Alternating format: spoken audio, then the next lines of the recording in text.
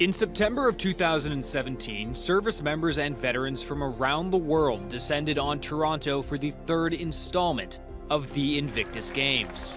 Each competitor's illness or injury is as unique as their own road to recovery. Mental and physical challenges left them feeling broken and adrift, but eventually they all discovered the power of sport as a tool for rehabilitation. Through dedication and perseverance, these individuals re-emerged. Not as the people they were, but as the best versions of themselves today. Healing doesn't end at the finish line. However, these games are a monumental milestone on their journey. This is Master of My Fate, Invictus Games 2017. In the AMI documentary Road to Recovery, Invictus Games 2017, Anthony McLachlan, learned Invictus began in 2014, when Prince Harry was inspired to create an international sporting competition for ill and injured service members and veterans after witnessing the power of the Warrior Games the year before. I also met 3 of Team Canada's competitors, co-captain Major Simon Mailloux, Corporal Kelly Scanlon, and retired Master Corporal Lutz Stelzner. Simon, who competed in athletics and sitting volleyball, was injured in Afghanistan by an IED. The attack resulted in his left leg being amputated. Years later, he became the first Canadian soldier to redeploy to a war zone with a prosthetic. Kelly, who took part in swimming, cycling, and wheelchair tennis, was injured during her military training. After returning from her deployment in Afghanistan, still suffering from her nagging leg injury, she was diagnosed with PTSD, anxiety, and depression. Tandem cyclist Lutz retired from the military when his multiple sclerosis, which has now claimed most of his vision, became too severe to continue service. Each of these competitors leveraged the games in their own way to adapt and overcome daunting obstacles in their lives. When I talked to Simon at the training camp in Kingston, he drove home this point. I think sport is one of the best tools to support rehabilitation. You start not focusing on your injury, you start focusing on your skills and what you can build, and slowly but surely you're becoming a person who's not a patient anymore in a medical facility. You're an athlete who's working up his skills, and that's a totally different identity and a different perspective. Sport is key to that. Invictus Games, it's a way of taking this personal challenge, this personal journey, and showcasing it and competing with other nations. So you can even amp up your game a bit more. The Toronto Games were the largest and most successful yet. 17 nations, including the United Kingdom, Denmark, Australia, Afghanistan, Iraq, the United States, and of course the host nation Canada all took part in the action. More than 550 competitors participated in 12 adaptive sports, comprising of track, swimming, cycling, archery, and wheelchair rugby and basketball, to name a few. But what impressed Michael Burns, CEO of the Invictus Games Toronto 2017, the most was the way Canadians filled the grandstands, sidelines, and arenas to cheer on the competitors. We had complete sellouts. All the preliminary rounds, the semis, the finals, and the opening and closing ceremonies, we sold more than 75,000 tickets. It was extraordinary. The public showed up to these games, and it wasn't just because of any one person. It wasn't just because who was in town. They were there because they wanted to cheer on these competitors. They wanted to be caught up in the enthusiasm and the excitement. They were entertained, they were inspired, they were moved by what they saw on the playing field. And so was I. After witnessing firsthand, I can say the event definitely has a different feel from any other sporting competition I've ever attended. As Michael points out, that is in part due to the fans' motivation for attending. This was really Canada's opportunity to show in a significant way their respect and their gratitude, as well as their support and their love for our military families, in which Canadians took full advantage of. Now we've got to build on that going forward. Not only did the spectators deliver, but the organizers also set a new standard. To see where we started and inherited coming out of London and Orlando. I think the team can reflect back now and say that we took it to a whole new level and really, transform these games from an adaptive sport competition into a global movement. But before that happened, and prior to the competitors hitting the starting line, I caught up with Team Canada in Ottawa as they came together to complete their journey to Invictus. On the morning of September 21st, the squad received an emphatic send-off before boarding the train for Toronto. You are what makes Canada the free society that it is, but you are also what makes Canada the ambitious, hopeful, determined country that it is. I was lucky enough to make the journey with Team Canada. Aboard, I caught up with Simon, Kelly, and Lutz to gauge the mood headed into the games. Everybody's quite excited. You can feel it. Like everywhere the team goes, there's this excitement brewing. But the great thing we have is there's a cohesion already going on. I think there's already a lot of pranksters going around in the train, so you got to be careful. No, I think we have a great team, and they couldn't be in better mood. We've been leading up to this for almost a year now, and it was hard to kind of imagine that go time is actually here.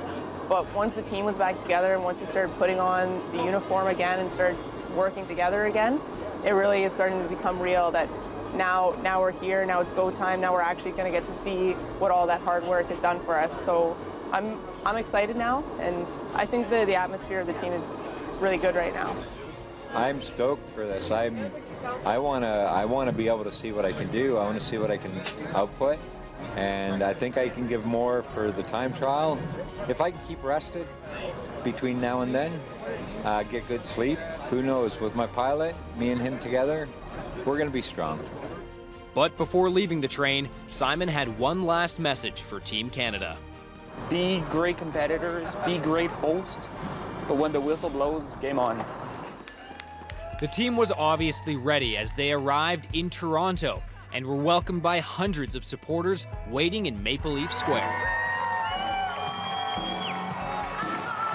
Another group that's set for the games to get started are the volunteers, on duty to make sure the competitors and their families have a memorable experience.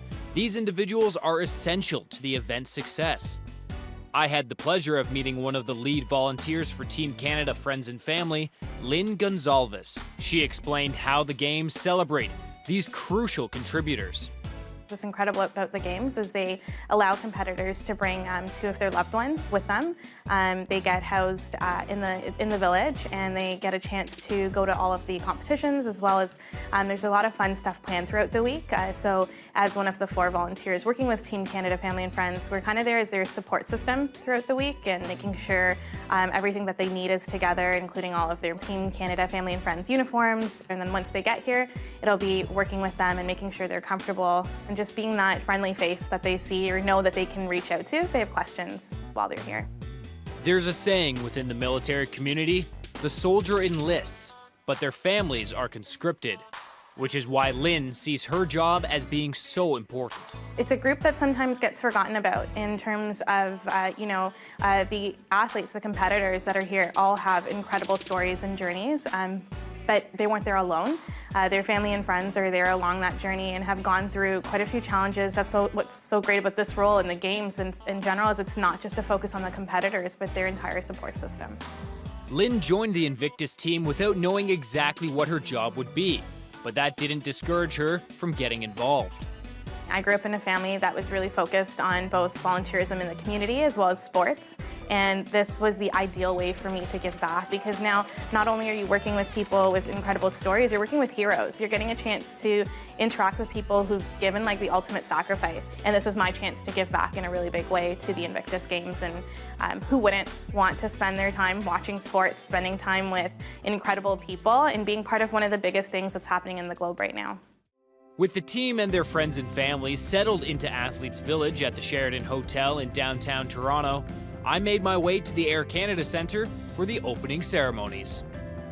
All right, it is Saturday, September 23rd. I'm inside the Air Canada Centre getting ready for the opening ceremonies of the Invictus Games in Toronto 2017. Down below me is the main stage for the opening ceremony. It's pretty quiet right now with just media personnel in the building, but in a little while it's going to get really, really loud. As the stadium filled up, the buzz was undeniable. The Invictus Games had arrived, and so had some big names, like Prime Minister Justin Trudeau and the patron of the Games, Prince Harry. Don't forget about our friends who didn't come home from the battlefield. Don't forget those at home who still need our support. And don't forget that you are proving to the world that anything is possible. You are Invictus. Let's get started. Coming up after the break, our competitors hit the starting line with Simon on the track at York University and Kelly on the court at Nathan Phillips Square. More to come on Master of My Fate, Invictus Games 2017.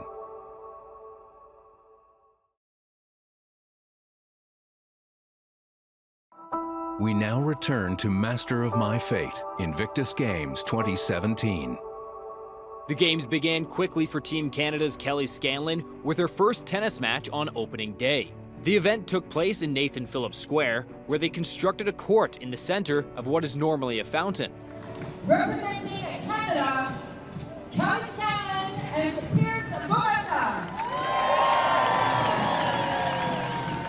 Kelly and her teammate Pierce Bourassa jumped out to an early lead in the match, but the Americans clawed back to force a tiebreaker. Despite the Americans' push, Kelly's support network never wavered. Led by her parents, Bill and Kim Scanlon, Kelly's friends and family were the rowdiest supporters in the bleachers. And they were even wearing their own custom ball caps emblazoned with the moniker Team Scanlon, to make it perfectly clear whose side they were on. Spurred on by their encouragement and the hundreds of others in attendance, Kelly and Pierce were able to slip past the American team for the victory.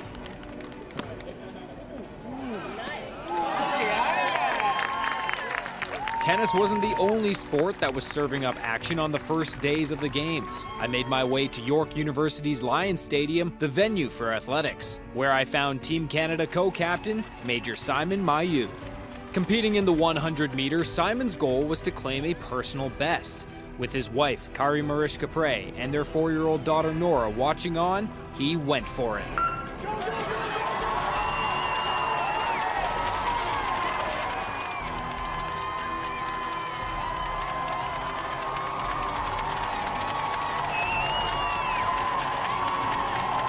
In the moments immediately following the race, Simon ran back down the track, waving and encouraging the sold-out stadium. I quickly realized that this was a special moment, one of those occasions that people who have experienced the games talk about, but you don't truly understand until you experience it yourself. I wanted to find out what compelled Simon to salute the thousands of people in the crowd. Well, I want to thank everybody for coming out. It's scorching hot today. It took a bit of their courage to come out. It's very nice, and you know what? It's a one-in-a-lifetime event, so why not? It's moments like this that separate Invictus from all other sporting events. But Kari, for one, wasn't surprised. Simon wanted to thank those in attendance. She told me it's just in his nature. It was so typical of him because he wants everybody to be to join in, and he wants everyone to feel included. While showing gratitude to the supporters and fans was important to Simon, he wanted something else out of the event as well. I have my daughter who's watching me run. Mentioned it, that's what I wanted her to see, is me running. Not only was Nora's presence an inspiration for Simon, but she also had some words of wisdom for Dad. I think she said, Papa, winning is not the most important thing. So it's great. No, I love that. She saw me run, she gave me a high five. I'm happy. Nora was clearly very proud to see her papa run. But she also became focused on another Canadian competitor that day, according to Kari, none other than Simon's co-captain, Natasha Dupuis. She's found a new superhero, I think, in Natasha. Nora was cheering, and afterwards she was sitting beside her and she was going, "Oh, Natasha, Natasha!" She was really excited. The reason Nora was so excited is that Natasha had a dominant performance on the track. She captured 3 gold medals, one in the 100, another in the 400, and a commanding victory in the 200-meter dash. Smartly in lane 5, and Natasha Dupuis will do it again, double gold! After capturing her 2nd gold on the day, I caught up with an elated Natasha at track level. Well, of course it feels incredible, especially winning in front of our own crowd here in Canada, in front of many friends that came out. Thank you so much, Toronto. Like, you showed up, the crowd is lively, it's incredible. While Simon didn't walk away with any hardware at the track, he did have a moment that will live with him forever. I have to admit, the 1500 meter, the last 100 meter that I ran, I hate this race. It's so hard on the body. But I mean, I felt nothing at the end. The crowd was going nuts. I was just going for it. I'm probably not going to race that one for a while now. But it wasn't just the crowd that made that particular race special for Simon. When he crossed the finish line, he was welcomed and embraced by his fellow competitors. Well, we were all talking together, and we forget we were all injured months apart. So in Iraq or Afghanistan. So you feel a kinship really quickly, right? It's a parade of nations, it's nations competing against each other, but it's all brothers in arms and sisters in arms in the end. We've all been through the same things, the same challenges, very similar. So, you know, it helps us. A lot of people are getting healing by sharing. The power of that race wasn't lost on Kari either. When he finished the 1500, I was in tears. He's worked so hard and he's been doing so many different things, wearing multiple hats, and yet he still found the time to really put into his training. And the fact that he achieved his personal best, sometimes by several seconds, in each of his events was inspiring. That he's really put the heart into it and he's given it all. The sportsmanship, camaraderie, and love for fellow soldiers across nations was visible throughout the athletics events. The competitors' journey towards healing, their struggles and their triumphs were on full display. Their courage could be felt by the crowd, which translated into an energy that was inexplicably contagious. This is something that Kari cherished. So we noticed that especially on the 1500, where Simon was running by himself at the end and the whole stands just went wild cheering him on. That was really special. But they didn't do it just for him. I mean, they did it for everybody on the track. That, you know, you cheer even louder for the person coming in last than you do for the people coming in first, because you know they need the extra encouragement to get to the finish line. Even though Simon didn't make the podium for athletics, he clearly gave it his all, and that's what matters, which is what he initially learned at his first Invictus in Orlando last year. Although this was Kelly's first game, she quickly learned the same lesson. Her and her partner didn't win another match during the tennis competition and found themselves on the outside looking in when the event moved on to the medal round. But this didn't dampen her spirits. These games, they're not so much about competition as they are about us celebrating each other and celebrating all the success we've had. So I love the fact that I'm hearing Canadians not only cheer for Team Canada, but they're cheering for Australia, and they're cheering for the USA, and they're cheering for New Zealand, and I think it's great. Watching her compete was a great thrill for her parents, Bill and Kim Scanlon. And like Kelly, her mom knows that the results are secondary. She's worked really hard to get here, and I think at the end of the day, she's okay with whoever the best person is that wins. As long as she does well, then she's pleased. She's really happy to be here. Like I said before, she's won just by being part of the team and, you know, taking this all in. Kelly also didn't have time to dwell on the results of tennis. The day after she was eliminated, she headed to High Park for cycling. Kelly achieved her personal goal of finishing under 10 minutes in the time trial, and following her race, spirits were high, as you could tell from the laughs as she took part in a little horseplay with some friends. The first few days of Invictus were jam-packed with action for Kelly and Simon, with both competing multiple times. That wasn't the case for Lutz Stelzner, however. He had to wait before getting his start, but would the rest pay off for the retired Master Corporal? Master of My Fate, Invictus Games 2017 will return.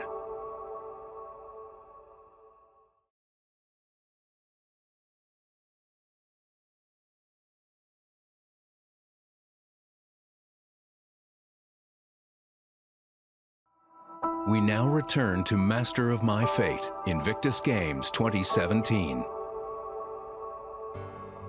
Dr. Selina Shirazapur of Dalhousie University has been conducting research on the impact of the Invictus Games on individuals with physical and mental ailments.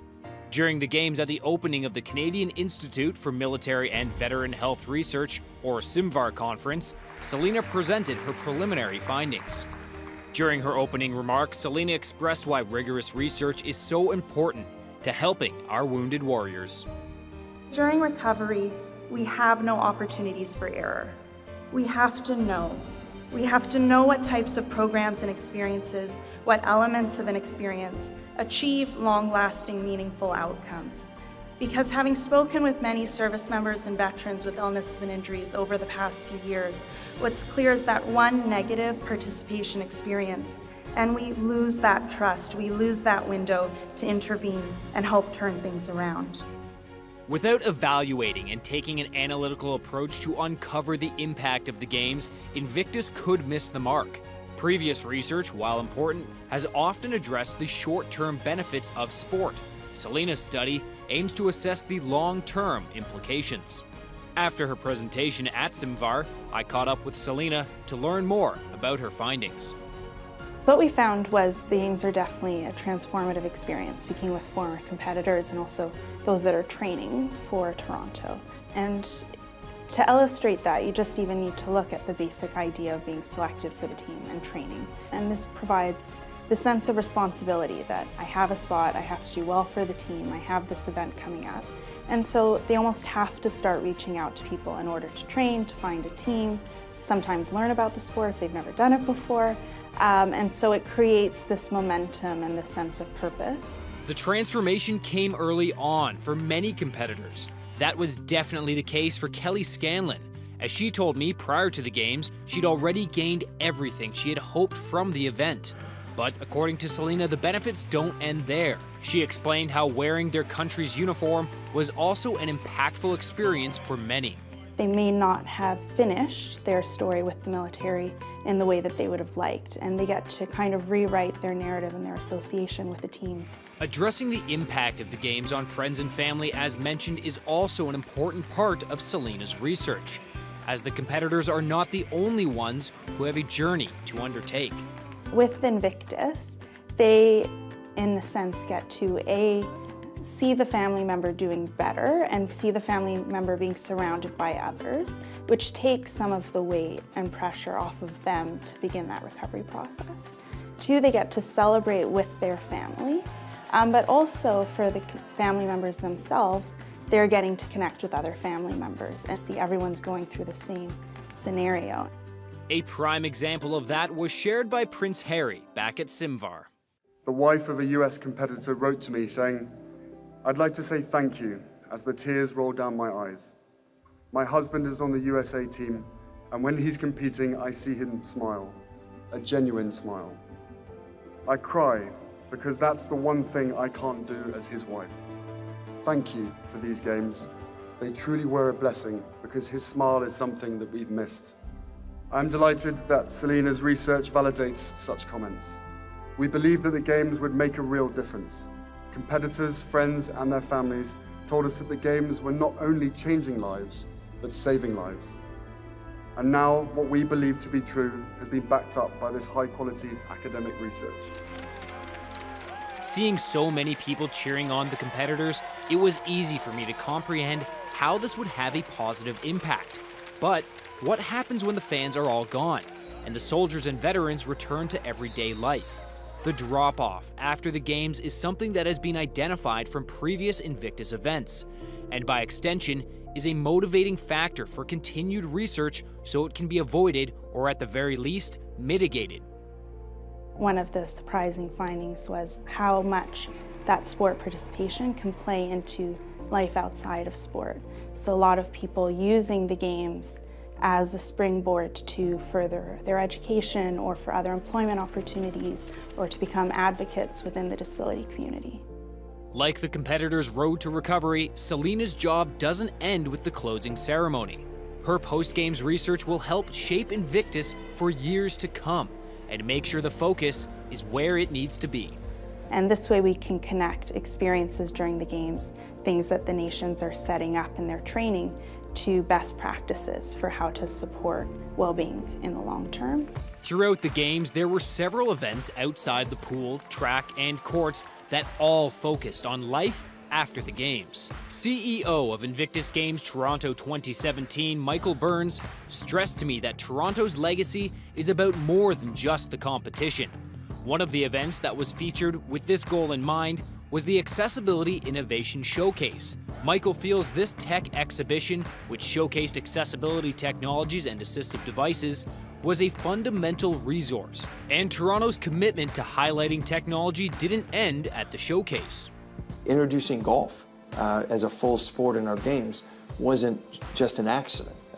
It was a sport competition, but it was also an opportunity to demonstrate what kind of mobile devices and technology is available out in the marketplace, so that somebody who's a double amputee can actually go out and play a round of golf, which would have been unheard of 10 or 15 years ago. As I've learned, sport and recreation are key features to a well-balanced life, but finding meaningful employment is also a huge aspect of that equation, which is why Michael felt adding a career fair as well was a no-brainer. Employment is a big determining factor on the success that a service member or veteran has after their service. And so it just seemed logical to us, among other things, that why wouldn't we use this opportunity during the Invictus Week to stage a 2-day career fair, where many of the corporate sponsors, if not all of them, are not only supporting these games, but they have mandate to hire veterans. Retired Corporal Philip Bandani was one of Team Canada's competitors that decided to check out the career fair, and he was warmed by the experience. Very encouraging. It's almost overwhelming. Somebody's actually in this venue and they want you. They want to talk to you. They want to see where you're at and what they can do for you. Just talking with you, they go, I want to hire you. And they're not looking at educational background. They're not looking, you're a soldier, you're a vet, you have life experience, and they want that. The Simvar Conference, Innovation Showcase, and Career Fair ensured Toronto's games won't just be remembered for the action on the field of play. And there is no doubt that means a lot to service members and veterans like Phil. Coming up next, we get into the hardware as a number of Team Canada's competitors reach the podium at Invictus, including some familiar faces. Stay tuned for more Master of My Fate, Invictus Games 2017.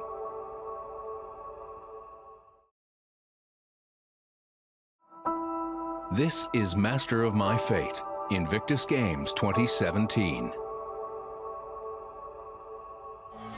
After waiting to get his start at the Invictus Games, Team Canada's Lutz Stelzner and the rest of the cycling tandem class hit the course for the time trial. The defending champs from Orlando, Team Netherlands, held on to their golden crown. That left Lutz and his pilot Dave Dallin to fight for the silver medal with the 4 other teams. The Canadians' official time of 7 minutes 36 seconds put them in second place with just 1 team to go. The Americans looked strong and sought to spoil the day for the host nation, which had Lutz and Dave feeling the tension. But in the end, the US came up a little short. Lutz and Dave held on to silver by 25/100ths of a second. The Canadian dynamic duo was elated, which was evident by the joy on their faces as they received their silver medals. Following the medal ceremony, I caught up with the duo by the track to get Lutz's thoughts on the hard-fought second-place finish. It's not whether you medal or not. It's the journey. It's the journey. And the end journey is, as long as you were better than you were yesterday, that's what counts. So, training, I think, in the long term, probably kept me out of the wheelchair and been positive for me in that respect. So, I think anybody else who gets into circumstances where they're like me, it's critical that they keep active. And Lutz didn't have much time to relax before getting back on the bike. After an exhausting race in the time trial, the more grueling criterium, or crit, was less than a day away. Hopefully, he left enough in the tank. The next morning, I was back at High Park for more cycling, with one twist. In the crit, all the riders would be on the track at the same time. Lutz and Dave knew going into the event they would be hard-pressed to keep pace with the Dutch team. So, when the race began, I was shocked by what I was witnessing. A few laps in and Lutz and Dave were right on the Netherlands' tail. Needless to say, the crowd was alive, including Lutz's wife Jillian. Dutch and the Canadians now separating themselves. Team Canada had the Dutch pilot looking over his shoulder, but eventually, the pair's strength and endurance created separation. In attempting to keep pace, Lutz and Dave built a commanding lead on the rest of the pack. But as they pressed on lap after lap, that distance slowly closed. Approaching the final lap, the UK was trailing Canada by just a few seconds. As they navigated the circuit, everyone up and down the finish line waited in anticipation, nerves at an all-time high, until the race announcer spotted a tandem turn the final corner. Canadians trying to hold off the team from the United Kingdom, and they have done it. Silver medal to the Canadians with Stelzner in silver and Weller in bronze. What a fantastic ride. That has been the best drag race we have seen of the competition so far. The combination of joy and relief on Jillian's face when the duo captured their second silver was one of my favorite moments of the Games.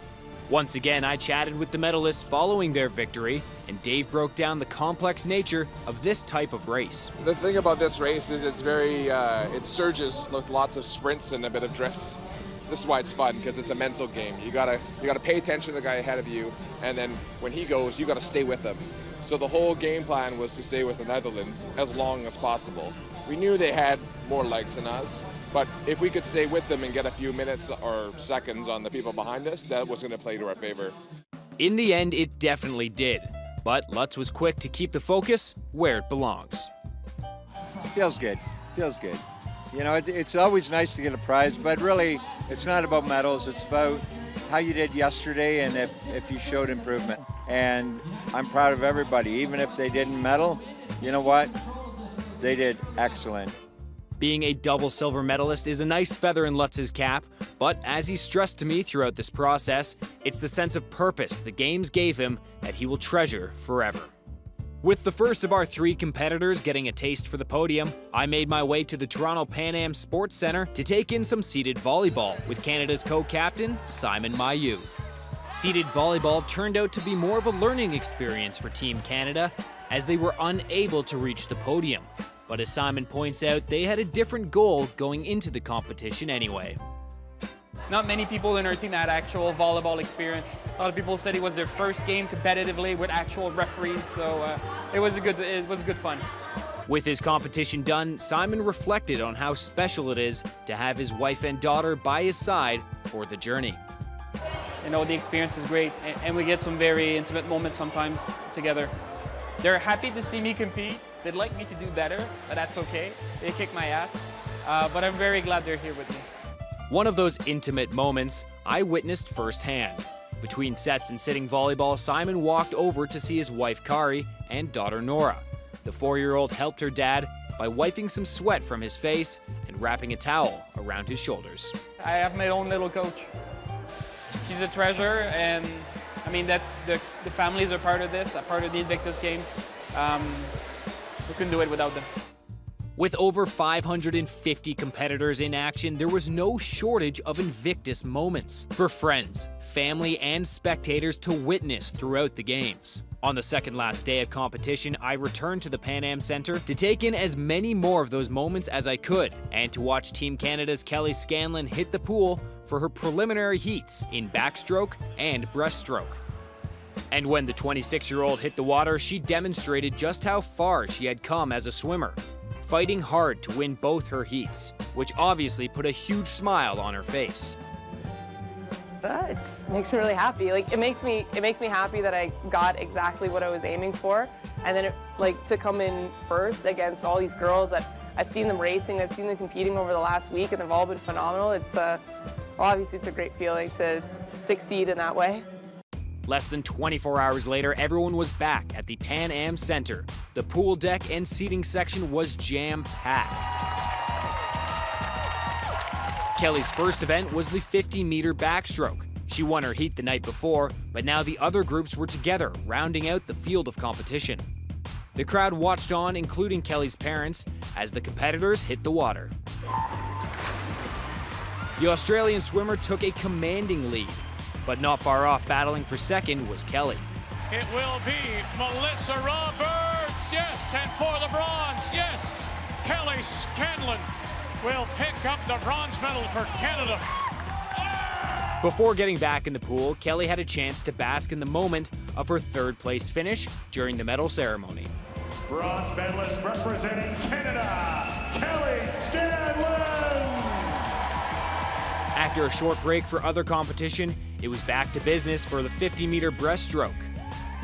Kelly would be facing the Australians who took gold and silver in her previous race.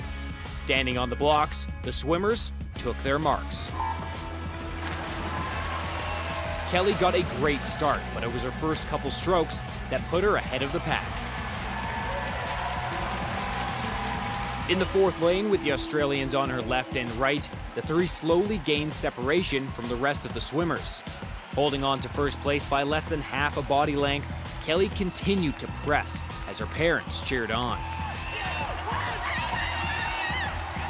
The stands got louder and louder as Kelly continued to push for the wall. Kelly Scanlon, the 26-year-old, has a bronze, and now she has a gold. Winning the gold was never Kelly's ultimate goal, as she mentioned many times before. Beating her personal best and all she's accomplished in getting her life back was truly the ultimate prize. Enjoying the moment, however, wasn't going to escape her. And on the podium, she was presented her gold medal by esteemed retired General Rick Hillier. After all the camera flashes and pomp and pageantry, I tracked down the Invictus champion. With her bronze and gold medals draped around her neck, Kelly told me winning hadn't really sunk in yet, but in the moment, she did recognize the significance of it all. I know what it means for me. I know that it really is that symbol of how far I've come in the last year, how far my life has come, and yeah, I'll look at it and I'll remember how much work and how much effort I had to put in, and at the end of the day, they're just nice decoration. Like, they didn't get me my new future, they didn't get me into the fire department or make my family happy again or make me as strong as I am, but they'll be a nice reminder down the road of how much work I had to put into to get here. Reflecting on her journey, Kelly's thoughts went to the two people who helped her the most when things were at their worst. My parents were the ones that held me down when I felt like my whole life was flying apart. They're the ones that kept me going when I really thought there was nothing worth sticking around for. And thankfully, they kept me steady long enough, they supported me long enough for me to see that there was a future for me, that there was more after everything I had to fight through to get here. Coming up, I reflect on the 2017 Invictus Games with volunteer Lynn Gonzalez, CEO Michael Burns, and of course, our competitors. Master of My Fate, Invictus Games 2017 will return.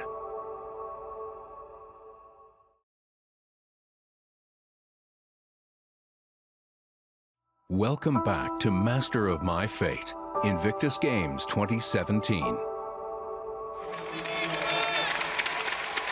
The games weren't just wrapping up for our competitors. The Whirlwind Week was also coming to an end for volunteers like Lynn Gonzalez. Going into the games, Lynn had no idea the impact her role would have. In the end, it was the little things that ensured Team Canada's friends and family had a positive experience in Toronto. I can speak for our other volunteer team as well. I don't think that they thought they were doing anything out of the ordinary. I think they thought, if anything, we wish we could do even more to help these people, because what they've gone through in their stories are phenomenal. The games gave Lynn more than she could have wished for, including a new friend in Jillian Stelzner. She's just one of the many people that had the chance to meet whose stories just, were very impactful, and I'm sure it won't be the last time I see her. Like, I hope not, because her and her family, they're just lovely people, and I'm I feel privileged to have had the chance to meet her and her husband and hear their story and be part of their Invictus journey. But it wasn't just the Stelzner family that left a lasting impression on Lynn. It was a week that I think was life-changing for me, and I went into it knowing it would be somewhat emotional, but some of the things that the family and friends have said have, really were somewhat overwhelming for me to kind of take in, that I was able to, help make their Invictus Games something that they'll remember. On the evening of the closing ceremonies, I, Anthony McLachlan, made my way back to the Air Canada Centre to celebrate with the competitors. With Bryan Adams and Bruce Springsteen rocking the crowd and another impassioned speech by Invictus patron Prince Harry, there's no doubt everyone in attendance had an amazing time. Our world needs your dedication and passion like never before. A few days after the closing, I sat down with CEO of the Invictus Games Toronto 2017, Michael Burns. He reflected on what his people were able to deliver. Probably the best compliment that I heard at the end of it all was someone who is involved with the Olympics said that the Olympics needs to be more like the Invictus Games. And boy, doesn't that say a lot? The focus on people, the focus on rehabilitation, the focus on families really shone through what we were able to deliver. And as the CEO, I couldn't be more proud of what the team and our volunteers did. We woke up a nation. We engaged millions of people across Canada and around the world in an event that is only 3 years old. Although Invictus Toronto has come to an end, Invictus Sydney has been in the works for some time. Michael had some valuable advice for the host nation on how to make the most of their opportunity. Our games built on the legacy of London and Orlando, and we took it to the next level, and we hope that Sydney can raise the bar even further. This is an opportunity for Australia, not just Sydney, to thank their service members, their veterans, their families, and really use this as an opportunity to nation build. There are very few causes that can galvanize a country, and we demonstrated, I think, here that this is a cause that unites the country. As we look ahead to Sydney, we close the book on Invictus 2017, an event that has transcended sport, militaries, and nations. The Games helped transform Team Canada's Lutz Stelzner, Kelly Scanlon, and Simon Mailloux for the better, and I was lucky enough to witness this evolution firsthand. Before beginning his journey, Lutz was falling into depression. Rejuvenated, he's focused on being the best version of himself every day. Lutz told me the experience has been a revelation. There was a lot of learning, self-learning. Kind of seeing how deep one can actually dig and how much effort one can actually put forth when it comes, push comes to shove. It's unreal. I didn't think I had it in me for the race to do what I did, but looking at my results, it was amazing. I didn't think I had that much in me. It took all my energy just to try to breathe, and it was awesome. It was awesome. It had been a long time since Lutz and his wife Jillian had been involved with the military community. This event allowed them to reestablish those bonds. Being back in with the friends and family, with wives and spouses and of military members that are going through similar things, and just reconnecting, it made me realize how much I miss him being in the military.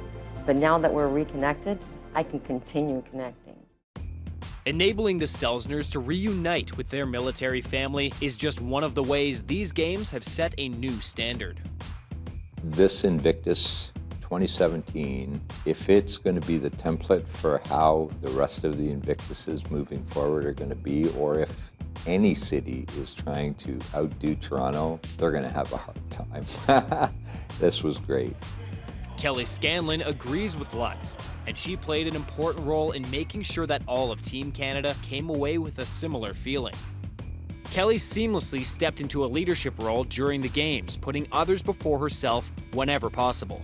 I wasn't sure how I was going to feel, but I was so shocked at how actually amazing I felt. Like, you have moments here and there where you're a little nervous, but I actually wasn't nervous. I was just excited. Like, I had a ton of fun and I was super enjoying myself. And because I felt strong in that moment, it made me want to make everybody else feel the same way too. So I try my best to reach out to the team members that I thought could use it, and I hope I helped some of them along the way, but I just kept giving them, when I thought someone was struggling, I gave them the same philosophy I gave myself, which was just, are you better than you were a year ago?